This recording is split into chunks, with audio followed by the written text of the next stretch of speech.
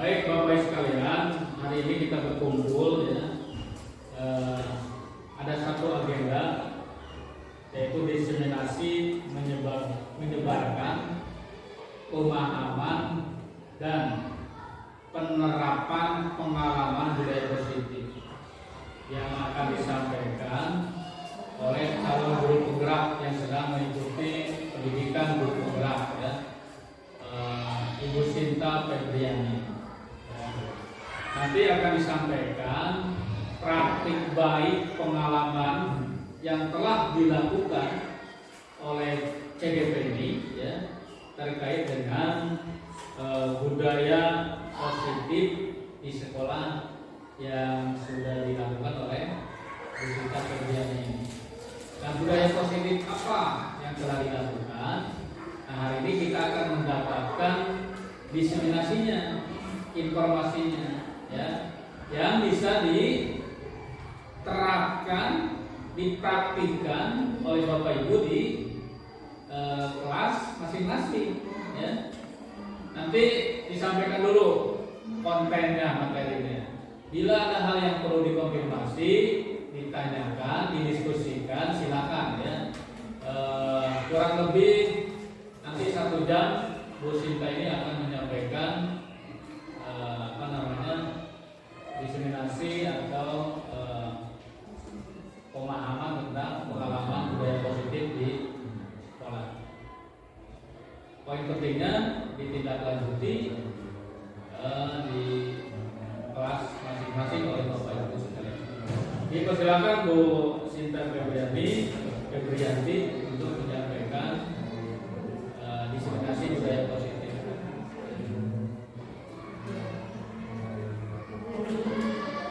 Bismillahirrahmanirrahim. Assalamualaikum warahmatullahi wabarakatuh. Waalaikumsalam warahmatullahi wabarakatuh. Yang terhormat Bapak Kepala Sekolah dan yang saya banggakan Bapak Ibu Bapak Guru sekalian.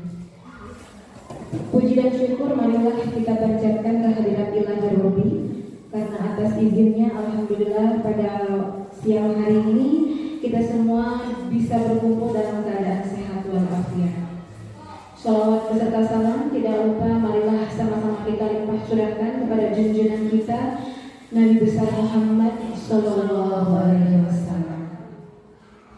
Baik Bapak Ibu hebat semuanya, saya ucapkan terima kasih atas waktu dan kesempatannya untuk menghadiri acara diseminasi budaya positif ini dalam rangka salah satu pemenuhan tugas saya dalam pendidikan guru penggerak, yaitu menyebarkan pemahaman budaya positif di sekolahnya masing-masing. Dan semoga apa yang akan saya sampaikan ini bisa bermanfaat khususnya di sekolah kita, umumnya di sekolah yang lain.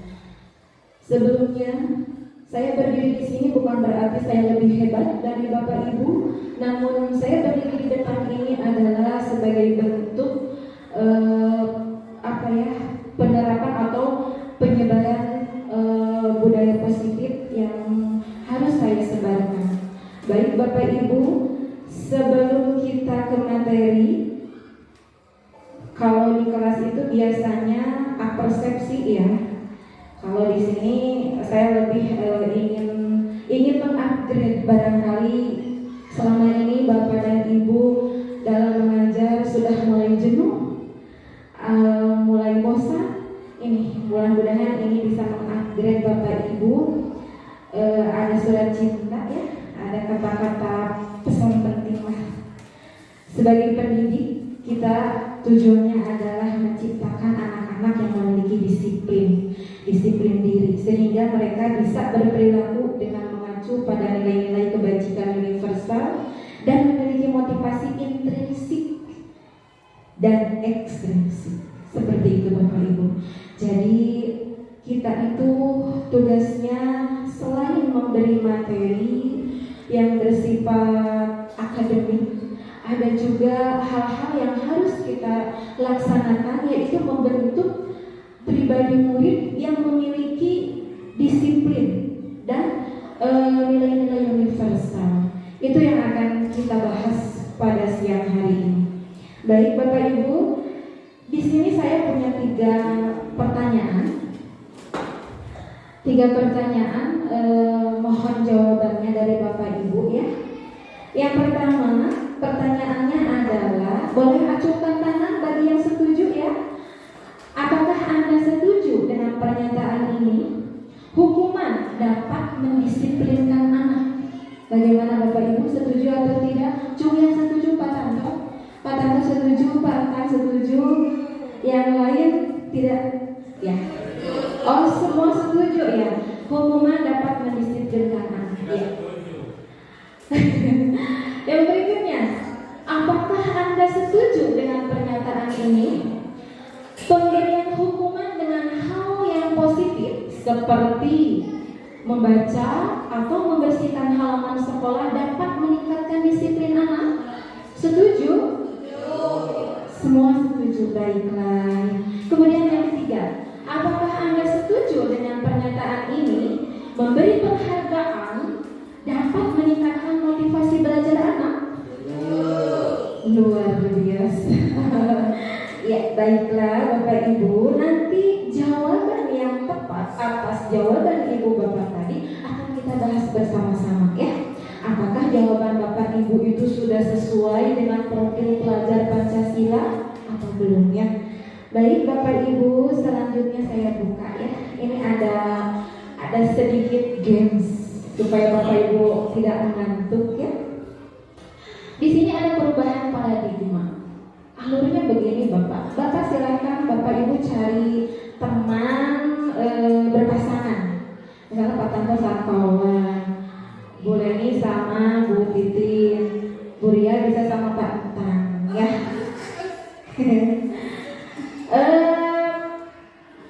Gini, salah satu teman, misalkan nih Bu Leni sama Bu Titin.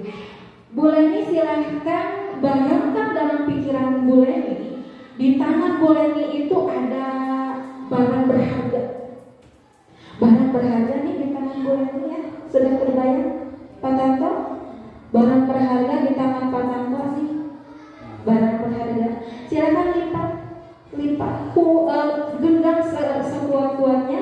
Kemudian temannya Bu Titin mencoba untuk membuka kepalan tangan Bu Leni.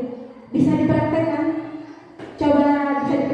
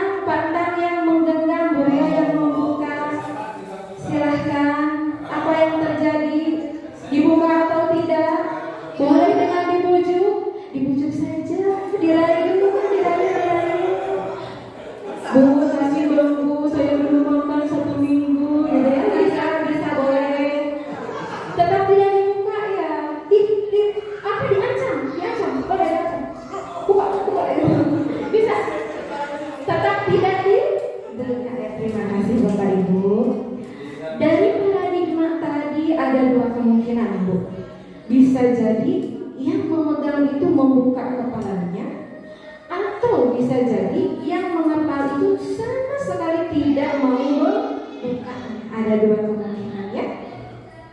Nah, dalam hal ini kita sebagai guru sadar atau tidak suka memaksakan kehendak kepada murid. Betul atau betul? Padahal murid itu memiliki kehendak sendiri. Kita sebagai orang dewasa yang terlalu memaksakan apa keinginan kita. Begitu ya, dari praktek barusan itu dapat disimpulkan kurang lebih seperti itu. Maka di situ muncul miskonsepsi tentang teori kontrol, bahwa ilusinya kita berilusi bahwa kita yang mengontrol anak. Kamu harus begini, kamu harus begitu. Ya, betul apa betul Bu? Kita terlalu memaksakan. Kamu harus berperilaku sesuai dengan apa yang kita mau. Ya. Kemudian ilusi bahwa semua penguatan positif, efektif dan bermanfaat. Contohnya tadi, kita merasa bahwa rayuan itu bisa mengubah pola pikir orang. Buka dong, saya belum makan. Itu merasa kita bahwa perlakuan positif itu bisa mengontrol orang lain. Padahal belum tentu juga Bu. Tadi aja boleh dirayu sama Bu Ari, tetap kan tidak mau membuka kepalan tangannya ya. Begitu. Kemudian ilusi bahwa kritik dan membuat rasa bersalah itu kritik dan membuat rasa bersalah itu mampu menguatkan karakter.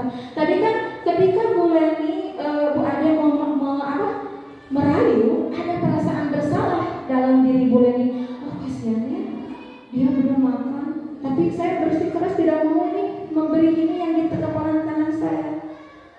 Tetapi itu juga ilusi guru. Kemudian ilusi bahwa orang dewasa berhak memaksa anak. Kita ini sebagai orang dewasa kadang-kadang semena-mena ya, merasa diri paling kuat, bertindak semaunya kepada anak. Itu Bu jawaban dari tadi, dari paradigma pemikiran tadi atau paradigma perubahan. Nah, di sini ada stimulus respon. Mengubah paradigma stimulus respon ke pendekatan teori kontrol. Stimulus responnya begini, kita mencoba mengubah orang agar berpandangan sama dengan kita. Contohnya begini ya Bu, misalkan dalam situasi belajar nih, anak tidak boleh makan di kelas. Ada aturan seperti itu Bu? Ada ya. Kita itu mau tidak mau anak, pokoknya jangan makan di kelas. Jangan, kalau ada yang makan nanti ibu hukum. Padahal kita belum tahu alasan si anak makan. Si anak makan itu tentu punya tujuan. Siapa tahu anak akan minum obat, mungkin akan memang dari rumahnya belum sempat sarapan. Tapi kita sebagai guru kadang-kadang selalu memaksakan, selalu ingin berpandangan sama. Pokoknya di kelas itu tidak boleh makan. Seperti itu Bu. Kemudian perilaku buruk dilihat sebagai suatu kesalahan. Tadi anak yang nakal itu kita menganggap bahwa perilaku dia itu buruk. Padahal belum tentu. Anak kesiangan ke sekolah juga belum tentu salah Bu. Kadang-kadang biasanya anak ke sekolah kesiangan itu mungkin di jalan ada sesuatu hal atau tidak ada kendaraan pecah ban seperti itu ya. Orang lain bisa mengontrol saya. Oh, saya rasa saya mampu loh mengontrol anak. Anakku harus A, harus B, harus C. Padahal kenyataannya hanya diri kita yang mampu mengontrol diri sendiri. Sementara informasi dari orang lain atau aturan dari orang lain itu adalah hanya sebatas informasi saja. Kemudian pemaksaan ada pada saat bujukan gagal. Betul apa betul? Betul ya. Ketika kita membujuk, merayu itu sudah tidak berhasil, maka solusi terakhirnya adalah dipaksa. Kemudian model berpikir menang dan kalah. Tadi dari ilustrasi boleh sama Bu Titin itu ada yang menang, ada yang kalah. Padahal seharusnya kedua-duanya haruslah menang, gitu ya. Oke, Bapak Ibu. Nah, di sini ini adalah konsep mimpi budaya positif yang akan kita bahas. Perubahan paradigma belajar yang sudah tadi kita bahas dari kepelantangan, kemudian disiplin positif, nilai kebajikan, kebutuhan dasar manusia, motivasi perilaku manusia, posisi kontrol guru, keyakinan kelas, dan segitiga restitusi. Kira-kira dari semua materi ini ada yang paling penasaran nggak di hati Bapak Ibu? Mana nih yang mau ingin segera diketahui gitu? Apa sih itu restitusi? Segitiga restitusi? Pak Tanto apa Pak Tanto? Oke, Pak Tanto ingin segera mengetahui apa sih itu kebutuhan dasar manusia. Baiklah, kita akan membahas satu persatu.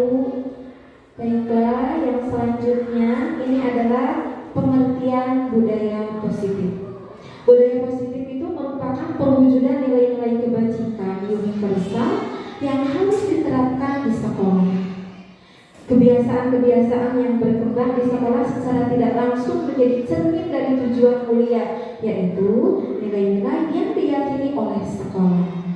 Untuk itu diperlukan upaya untuk menciptakan lingkungan positif agar dapat terbentuk budaya yang positif. Dalam pembentukan budaya positif ini tentunya tidak bisa ditegakkan oleh satu orang, tapi perlu ada kolaborasi antara guru, kepala sekolah, dan siswa.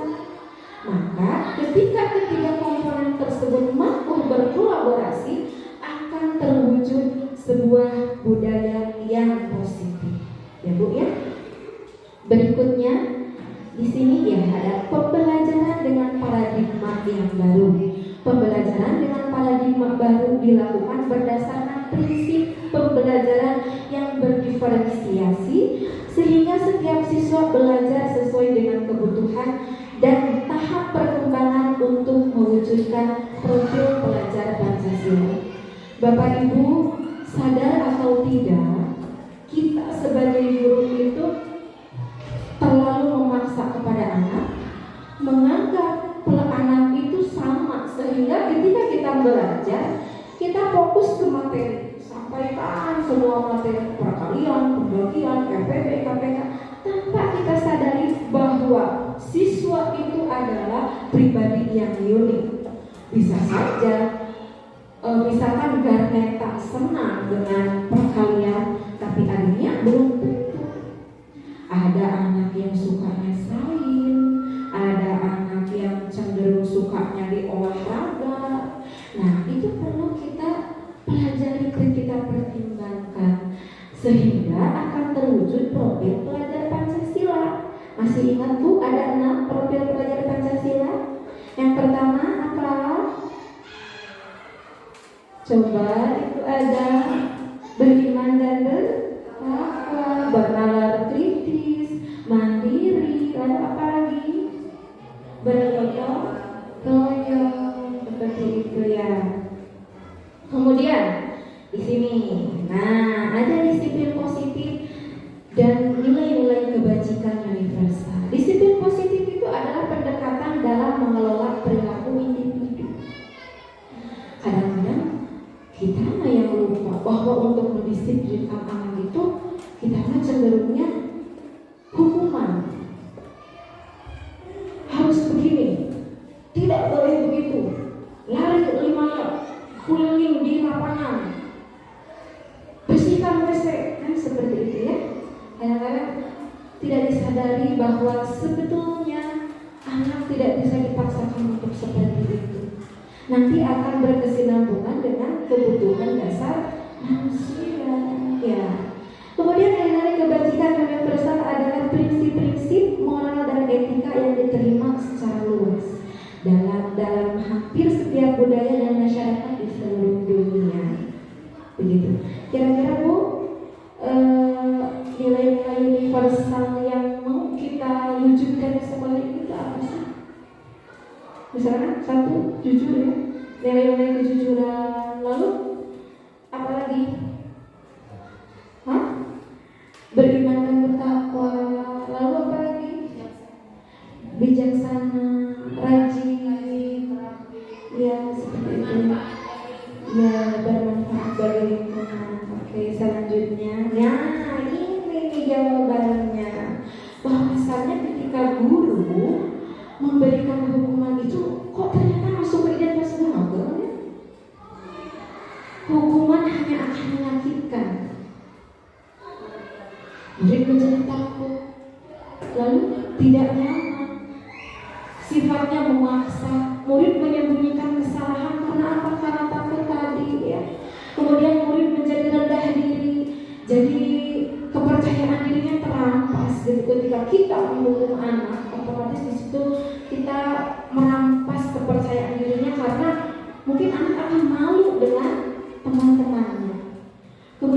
penghargaan. Biasanya sih kita suka memberi penghargaan nih, reward ya kepada anak yang melanggar aturan. Contohnya gini, ada anak yang suka buang sampah sembarangan nih, contohnya. Si anak kita setiap hari kita buang sampah itu di mana aja. Kemudian kita dekati. Nah, kalau kamu buangnya ke tempat sampah, ibu kasih 2.000. Itu seperti itu. Nah, dengan penghargaan seperti itu sebetulnya tidak efektif karena merusak hubungan. Merusak hubungan itu maksudnya apa ya? Anak yang lain kemungkinan akan cemburu. Kok si itu dikasih uang, saya enggak ya? Lalu mematikan kreativitas. Ya udahlah, daripada itu mah udah dituruti. Saya juga besok mau buang sampah biar dikasih uang oleh ibu guru, gitu kan? Ya, kemudian menghukum dengan sistem ranking. Sebetulnya memang ranking itu ini adalah dilematis ya bagi kita. Di sisi lain memotivasi, di sisi lain ternyata dengan penghargaan itu masuknya ke identitas gagal, merampas hak menghargai dirinya. Jadi maksudnya merampas hak menghargai dirinya itu begini, saya akan rajin belajar karena saya akan ranking. Jadi tidak ada motivasi dari dalam diri untuk belajar karena dia mau belajar atas dasar ingin diberi hadiah. Ya, begitu Bapak Ibu? Dapat dipahami ya?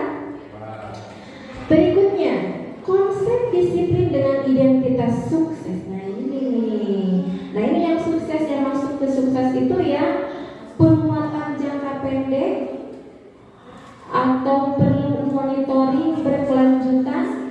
Yang tadi saya bahas, stimulus respon, murid menghormati peraturan, kehilangan waktu untuk mengurangi kesalahan. Kemudian ada restitusi. Nanti kita akan bahas di segmen selanjutnya. Ini kita baca aja dulu ya. Dengan restitusi, budaya bertanggung jawab atas perilakunya. Kemudian fokus pada pemecahan masalah jangka pendek. Murid menghormati dirinya dan orang lain. Kemudian teori kontrol dirinya dan memegang kontrol. Murid bersemangat memperbaiki dirinya. Baik Bapak Ibu, kita langsung saja ke slide berikutnya. Mungkin Bapak Ibu ada sedikit pertanyaan atau kebingungan. Sebetulnya dalam penanaman budaya positif itu apa sih yang harus kita lakukan? Nah, apa dulu nih? Nah, di sini jawabannya. Salah satu penerapan dalam budaya positif yang harus ibu bapak lakukan adalah keyakinan kelas. Mungkin dari bapak ibu sudah ada yang mempraktekannya, namun di sini saya ulangi lagi ya. Mengapa tidak peraturan saja? Mengapa harus keyakinan kelas? Tentu ada pertanyaan seperti itu ya. Peraturan dan keyakinan ini yang akan kita bahas.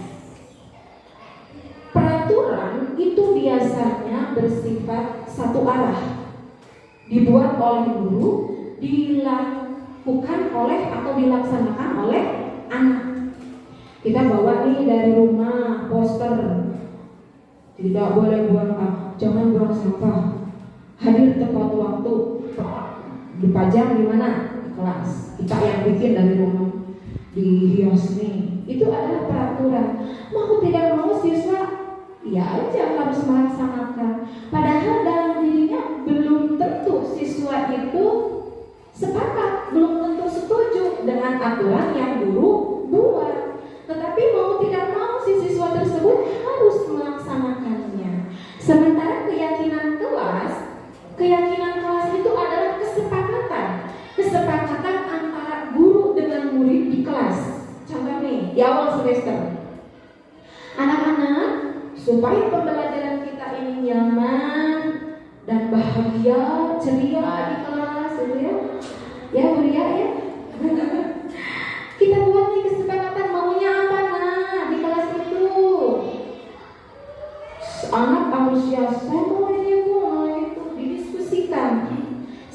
disepakati. Aturan yang dibuat di kelas itu berdasarkan kesepakatan antara guru dan anak. Sebetulnya sama saja berbentuk aturan. Hanya saja kalau peraturan itu cenderung satu arah, kalau keyakinan itu ada kolaborasi antara siswa dengan guru. Nah ini kemarin di semester awal saya telah melaksanakan keyakinan kelas bersama kelas 1 nih. Di antaranya ada datang tepat waktu, si anak memberi jawaban setuju atau tidak, karena ini kelas 1 ya, jadi sesederhana ini. Tapi kalau untuk di kelas tinggi bisa dengan si anak langsung menuliskan apa yang dia mau. Ya, begitu. Dapat dipahami Bu Rani? Ada pertanyaan sampai di sini? Bu Titin, Bu Iis, Pak Entang, Pawawan bagaimana Bu Ria dari keyakinan kelas ini? Oke, kalau tidak ada lanjut. Ini adalah pembentukan keyakinan kelasnya. Aturannya lebih abstrak dari peraturan kelas ya. Kemudian berupa pernyataan universal, yaitu pernyataan-pernyataan yang bernilai universal, dibuat dalam bentuk positif. Dalam bentuk positif itu artinya tidak boleh dalam penulisan aturannya tidak boleh ada kata-kata tidak atau jangan. Dan gini contohnya, tidak boleh membuang sampah sembarangan. Diubah ke kata positif, buanglah sampah pada tempatnya. Gitu. Sedikit saja kata-katanya akan mudah, tapi harus mudah diingat. Sesuai dengan kondisi kelas dan sekolah agar mudah diterapkan. Tentu saja ini akan sesuai kelas karena memang dibuat oleh guru dan murid gitu ya. Seluruh warga kelas dilibatkan saat membuat keyakinan kelas. Gitu. Jadi semua anak mengeluarkan pendapat, semua anak mengeluarkan masukannya gitu pada guru ya. Nanti ini bisa dibuat poster, ditempel di kelasnya masing-masing begitu. Jadi ketika ada anak yang melanggar aturan, apa kamu tidak ingat nak? Kemarin kita sudah bersepakat, coba dibaca lagi, kan lebih enak ya dalam menghukum anak itu. Nanti anak sadar, oh iya ya, kan saya sama ibu sudah melakukan kesepakatan seperti itu. Jadi di situ tidak ada hukuman. Kemudian ini yang tadi Pak Tanto katakan, ingin tahu kebutuhan dasar manusia. Kebutuhan dasar manusia itu ada 5 Bapak Ibu. Yang satu bertahan hidup, keduanya kasih sayang dan rasa diterima, 3-nya penguasaan, 4 kebebasan, dan 5 kesenangan. Bertahan hidup itu berhubungan dengan sandang ya? Iya. Beras, pangan ya Pak, pangan, berhubungan dengan tangan, uang jajan kalau di anak ya, kebutuhan sarapannya terpenuhi gitu seperti itu. Kemudian kasih sayang dan rasa diterima. Nah itu tadi penerapan kelas atau keyakinan kelas itu adalah salah satu bentuk kasih sayang guru menerima murid, menerima sehingga dilibatkan di dalam kelas. Jadi anak merasa senang gitu. Oh saya ternyata diterima loh sama bapak ibu guru. Tadi aja saya ditanya sama bapak ibu. Jangan kayak gini Bu. Kadang-kadang ya saking banyaknya murid ada satu anak yang dari pagi sampai sore nggak kita sapa. Itu akan muncul di diri anak. Terus ibu hari ini cuek ya sama saya. Sampai kebutuhan dasar itu tidak terpenuhi. Maka dari itu dalam pembuatan keyakinan kelas tadi semua anak dilibatkan sehingga mereka merasa diterima gitu, mendapat kasih sayang. Kemudian penguasaan dari keyakinan kelas tadi dalam pembentukan keyakinan kelas, oh saya ini punya kekuasaan loh untuk mewujudkan kelas seperti apa. Saya diberi kebebasan oleh ibu untuk membuat aturan. Di situ anak akan merasa bahwa saya punya kekuasaan di dalam kelas. Kemudian kebebasan, bebas berpendapat dan kesenangan. Anak-anak akan lebih senang, akan lebih lebih fun gitu di kelasnya karena seru aja gitu ketika membuat keyakinan kelas, seru aja gitu, dibuat gambar, dihias, kemudian mereka sendiri yang menempel seperti itu Bapak Ibu ya. Kemudian Pak Tanto gimana kebutuhan dasar manusianya sudah dapat dipahami? Sudah jelas ya? Terima kasih Pak Tanto. Berikutnya, nah ini motivasi perilaku manusia. Ada 3. Kadang-kadang nih anak Bapak Ibu dalam dalam melaksanakan aturan atau kedisiplinan itu dilandasi oleh rasa menghindari ketidaknyamanan dan hukuman. Contohnya begini, anak itu mengerjakan tugas itu semata-mata karena dia tidak mau berurusan dengan guru. Betul apa betul? Anak mengerjakan tugas karena takut dihukum, karena mereka malu sama temannya. Ya seperti itu. Jadi itu menghindari ketidaknyamanan. Kemudian untuk mendapatkan imbalan, itu tadi yang dibahas tadi, anak mengerjakan sesuatu itu karena mau dikasih reward aja sama bu guru, karena mau dipuji aja. Kalau tidak dipuji, ya sudah, tidak mau mengerjakan lagi. Kemudian yang ketiga, untuk menjadi orang yang mereka inginkan dan menjadi diri sendiri dengan nilai-nilai yang mereka percaya. Jadi yang ketiga itu adalah motivasi ketika anak mengerjakan itu karena saya menghargai diri saya sendiri, saya ingin bisa, saya ingin tahu, saya ingin pandai dengan penilaian-nilaian yang mereka percaya. Saya percaya kalau saya mengerjakan ini, saya akan bisa. Ketika saya bisa, saya akan mendapat nilai yang besar. Seperti itu.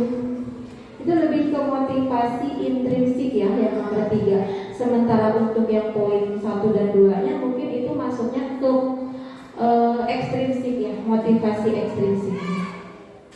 Oke, berikutnya ini. Nah, di sini ada perbedaan antara hukuman, konsekuensi, dan restitusi. Guru menghukum murid membersihkan lingkungan sekolah itu adalah hukuman. Guru marah sehingga murid menjadi takut, itu contoh hukuman. Kemudian konsekuensi, guru memberikan konsekuensi untuk datang lebih awal ke sekolah atau tidak diizinkan mengikuti pembelajaran di kelas. Itu lebih ke konsekuensi. Kemudian restitusi, guru menanyakan keyakinan kelas. Nah, tadi keyakinan kelas itu maksudnya ke restitusi, ya. Berikutnya, nah di sini ada 5 posisi kontrol, ada 5 gambar. Yang pertama ini gambar orang dewasa sedang marah ya kepada anak kecil. Nah ini adalah posisi kontrol hukuman. Hukuman itu tidak hanya menakutkan Bapak Ibu, atau tidak hanya sifatnya menakutkan atau sifatnya apa tadi spontan, tapi dari mimik wajah, dari nada bicaranya pun bisa dibedakan kalau hukuman itu. Lari, 5 kali gerakan. Tuh, sambil matanya mau keluar seperti itu, tidak ada hukuman. Kemudian yang kedua, ini merasa bersalah. Hukuman yang menyebabkan merasa bersalah. Merasa bersalah itu contohnya gitu. Nah, kenapa kamu tidak memakai sepatu? Ayo dong nak, kenapa? Jangan membuat ibu merasa kecewa. Sudah berkali-kali kamu tidak memakai sepatu. Nanti ibu dimarahi loh sama bapak kepala sekolah. Di situ anak akan merasa bersalah atas kesalahannya tadi, karena si ibunya dengan nada memelas gitu. Kenapa nak? Kamu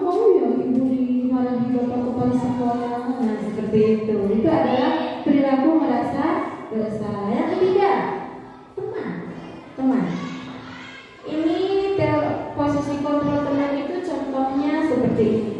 Ayolah nak, kerjakan tugasnya demi ibu nak. Demi ibu kerjakan ya tugasnya. Kamu nggak kasihan sama ibu? Nah seperti itu. Jadi si anak justru akan merasa nyaman dengan satu orang guru dan tidak akan nyaman dengan yang lain kalau kita menggunakan posisi kontrol teman. Kemudian pemantau, yang ini pemantau, lebih ke mengawasi anak. Mengawasi anak itu memantau. Dan yang terakhir adalah posisi kontrol manager. Nah ini yang dirasa ideal dalam penegakan disiplin sekolah itu adalah posisi manajer yang akan ditindaklanjuti dengan segitiga restitusi. Jadi ketika anak bersalah, dalam posisi manajer itu ada dialog antara guru dengan anak, ditanya sebab dan akibatnya kenapa si anak tersebut melanggar aturan. Makanya dari kelima posisi kontrol ini, posisi manajerlah yang dianggap paling ideal dalam menegakkan disiplin positif. Begitu. Nah ini yang menghukum, yang membuat rasa bersalah, teman, pengontrol, dan manajer yang sudah tadi saya bahas ya. Ini hanya bagiannya saja menurut dosen. Berikutnya, nah ini dalam penegakan manajer tadi bisa dilalui dengan restitusi. Segitiga restitusi itu adalah proses menciptakan kondisi bagi murid untuk memperbaiki kesalahan mereka sehingga mereka bisa kembali pada kelompok mereka dengan karakter yang lebih kuat. Dalam segitiga restitusi ini ada ciri-cirinya. Ini pengertiannya dan ini adalah ciri-cirinya. Restitusi adalah proses menciptakan kondisi bagi murid untuk memperbaiki kesalahan mereka sehingga mereka bisa kembali pada kelompok mereka dengan karakter yang lebih kuat. Kemudian ciri-cirinya, restitusi bukan untuk menebus kesalahan, namun bagaimana memaknai kesalahan sebagai suatu pembelajaran. Restitusi adalah tawuran, bukan paksaan. Restitusi menuntut untuk melihat ke dalam diri. Restitusi mencari kebutuhan dasar yang mendasari tindakan. Restitusi fokus pada karakter bukan pada tindakan. Restitusi fokus pada solusi. Restitusi mengembalikan siswa yang berbuat salah pada kelompoknya. Jadi kalau kita menangani sebuah kasus pelanggaran dengan segitiga restitusi, itu akan menyelesaikan masalah tanpa masalah. Berbeda dengan ketika menyelesaikan sebuah masalah dengan hukuman. Dengan apa tadi? Hukuman apa? Pemantau, lalu teman, dan merasa bersalah itu bukan sebuah penyelesaian yang baik ya. Berikutnya. Nah ini tahapan segitiga restitusi. 1. Bisa menstabilkan identitas.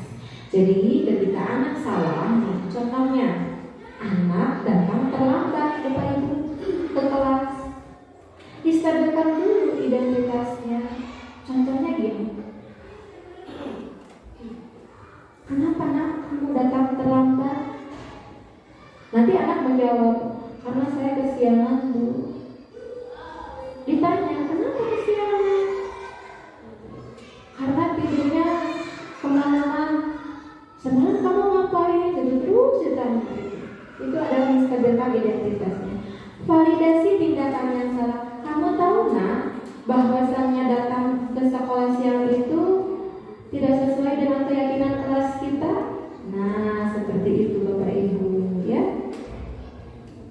Kemudian, nah di sini saya punya sebuah video sebagai ilustrasi dari segitiga restitusi supaya lebih jelas ya Bapak ya. Baik Bapak Ibu, kita lihat bersama-sama videonya. Nah, di sini supaya tidak ngantuk juga ya Bapak Ibu. Tuh, siapa ini yang berjalan? Apa? Tadi apa? Kejadiannya apa nih? Ada anak yang buang sampah tidak pada tempatnya ya. Kebetulan kelihatan gitu sama mulutnya. Maka tindakannya adalah seperti ini, bisa dilakukan dengan kalau Bapak Ibu. Nah ini nih, praktek segitiga restitusi yang telah saya lakukan gitu. Ada suaranya Bapak Ibu?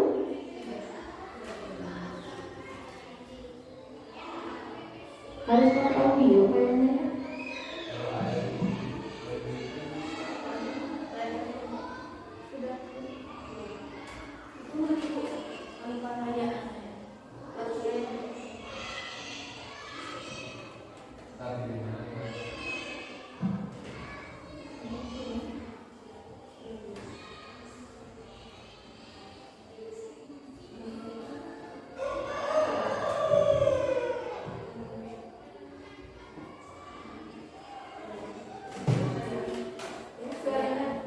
Suaranya kecil ya Bapak Ibu, mohon maaf. Ini adalah praktek segitiga restitusi dari kasus anak yang membuang sampah tidak pada tempatnya.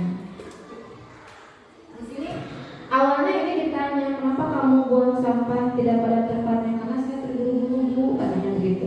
Kenapa kamu terburu-buru? Karena saya mau masuk kelas, di kelas sudah ada ibu, katanya begitu. Kenapa kamu terburu-buru mau masuk kelas? Karena saya kesiangan, katanya begitu. Terus tanya, nggak apa-apa nak, semua orang pasti melakukan kesalahan. Ibu juga dulu pernah melakukan kesalahan, tidak apa-apa. Lalu ditanyakan dari keyakinan kelasnya, sesuai tidak dengan keyakinan sekolah kita? Tidak Bu, karena keyakinan sekolah kita mengharuskan kita menjaga kebersihan sekolah. Baik Bapak Ibu, rupanya diseminasi pemahaman penyebaran budaya positif dari saya cukup sekian. Barangkali dari Bapak Ibu ada yang mau bertanya. Ya boleh nih, silakan. Saya ingin bertanya Bu. Assalamualaikum warahmatullahi wabarakatuh.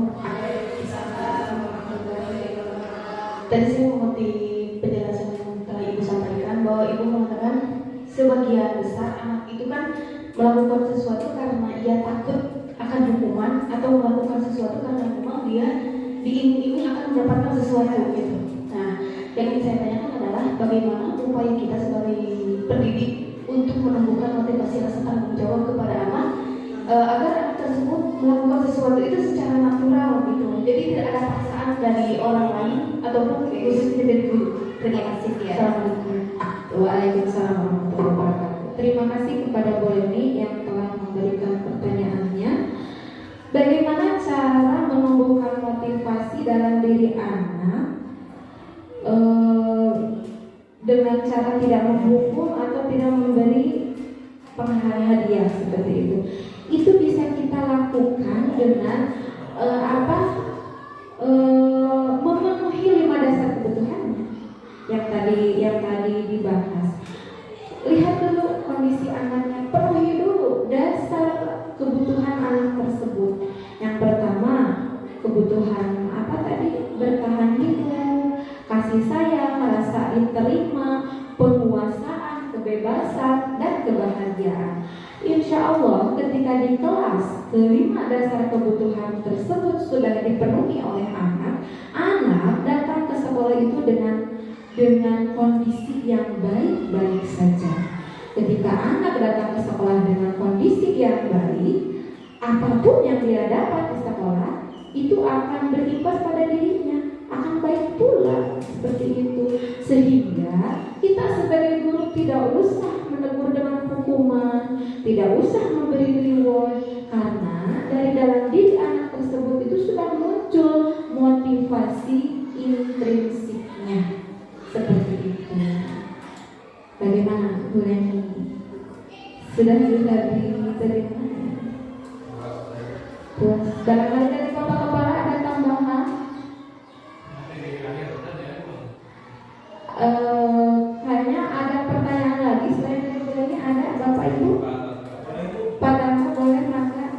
mic-nya. Bismillahirrahmanirrahim. Assalamualaikum warahmatullahi wabarakatuh. Waalaikumsalam warahmatullahi wabarakatuh. Ini sedikit saja Bu ya, karena tadi mendengar Ibu dan saya pun memotret sedikit. Tadi Ibu menjelaskan tentang ada anak yang suka matematika dan ada yang juga yang suka biologi, IPA ataupun yang lainnya. Contoh, kita lihat tadi yang disebutkan oleh Ibu tidak senang dengan matematika, kemudian Garnetanya senang dengan matematika. Kalau kita itu kan pembelajaran kita itu terbatas sudah. Mohon maaf, agak panjang ya, agak apa? Maksudnya terbatas. Ketika waktu dan jumlah peserta didik yang tidak memenuhi waktunya, contoh, ketika saya menerangkan misalkan menurut pemahaman matematika, yang nggak suka dengan matematika, yang suka dengan bahasa Indonesia mungkin kemungkinan besar ya akan nunggu dengan pembelajaran berikutnya bahasa Indonesia. Nah, caranya itu gimana Bu? Biar anak itu senang dengan matematika gitu ya. Maaf. Dapat dipahami ya. Itu adalah sebuah keberagaman atau pembelajaran yang berdiferensiasi gitu ya. Langkah-langkah kita sebagai seorang guru dalam menyikapi karakteristik anak yang kompleks. Tadi Bapak katakan si A suka matematika, sementara si B sukanya sains, seperti itu. Bagaimana dalam pembelajarannya? Sepengetahuan saya, Bapak sebelum mengajar, ini maaf ya Pak ya, bukan maksud menggurui ini, dikelompokkan dulu. Bapak dibuat pemetaan. Dalam pemetaan tersebut, Bapak bisa berkoordinasi dengan guru sebelumnya, atau bisa melakukan asesmen awal pada anak, didiagnosa, diakomodir nih anak itu, bisa juga menggunakan profil pelajar. Jadi satu-satu anak itu dicatat, si A sukanya ini, tidak suka ini, gitu. Dibuat profil pelajaran. Kemudian bisa juga Bapak melihat rapor sebelumnya.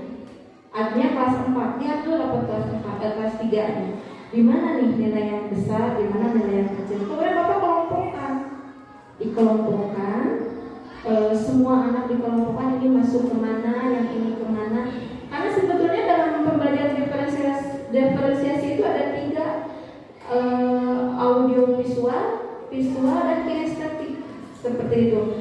Nanti Bapak ketika memberi pelajaran, contoh bahasa Indonesia nih, membuat kalimat, yang suka matematika mungkin dia akan membuat kalimatnya matematika. Tapi anak yang suka sains akan membuat kalimat seperti hujan ya, atau apalagi gempa bumi, seperti itu Pak. Atau anak yang suka bola, nanti anak dituntut oleh kita membuat kalimatnya berdasarkan kesukaannya. Tentang bola saja itu kalimatnya, itu dalam bahasa Indonesia contohnya nih Pak. Seperti itu Bapak mungkin bisa dipahami. Sangat jelas. Terima kasih. Ya, terima kasih kembali Bapak ya. Baiklah Bapak dan Ibu, dari awal sampai akhir, jika tidak ada pertanyaan lagi, saya tutup acara ini dengan bacaan hamdalah. Alhamdulillahirabbil alamin. Acaranya sudah berjalan dengan lancar. Saya ucapkan beribu terima kasih kepada Bapak dan Ibu. Semoga apa yang hari ini kita kerjakan mendapat ridho dari Allah Subhanahu wa taala. Kemudian kita bisa mampu menerapkan budaya positif di sekolah kita. Bapak Ibu, ditutup dari taufiq wal hidayah. Wassalamualaikum warahmatullahi wabarakatuh.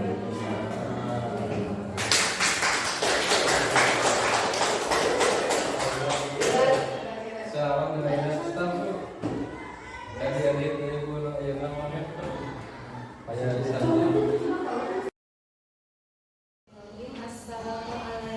warahmatullahi wabarakatuh.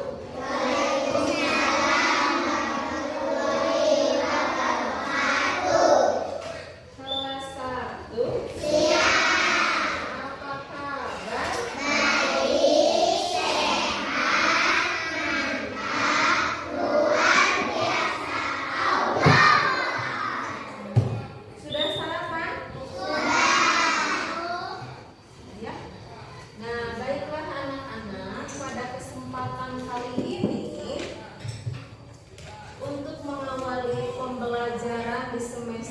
yang akan datang, yang akan kita hadapi, supaya pembelajarannya enak, nyaman. Marilah kita akan membuat sebuah keyakinan kelas. Tahu tidak keyakinan kelas itu apa? Tidak. Sebuah kesepakatan antara kalian dengan ibu dalam menciptakan kenyamanan belajar di sekolah. Nomor kerja